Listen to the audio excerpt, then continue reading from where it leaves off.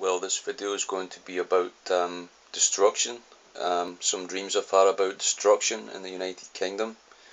I believe that the tectonic plates are moving in the North Pacific. I was shown last night in a dream that it's going to cause other plates to move in the Atlantic. And I believe that when the earthquakes increase in the Pacific region, that it will actually affect also the Atlantic region, and certain cities will be affected. Now, it does talk about a worldwide earthquake in the book of Revelation.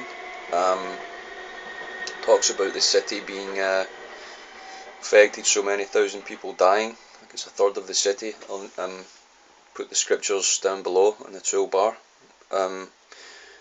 But I saw certain areas after certain events that are prophesied to happen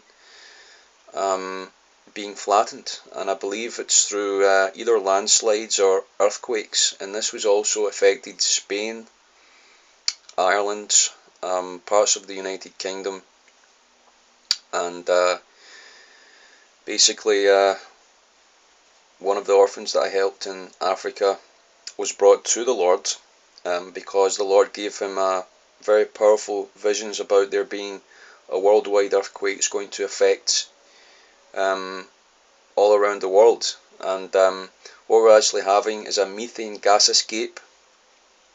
That's why many of the fish are dying. That's one of the reasons that they're dying, because of the lack of oxygen in the water. There's methane gas escaping from the seabeds and from the land as well. Whenever that happens, you know there's going to be a land shift, that the plates and everything that's happening under the land are ready to shift. And so I believe, again, this is a lead up to the fulfillments of the actual trumpets, as we read in the book of Revelation. These are lead ups to the actual fulfillment of those things. And again, you know, when people have heard things that shofars and trumpets being blown in the atmosphere, I don't think this is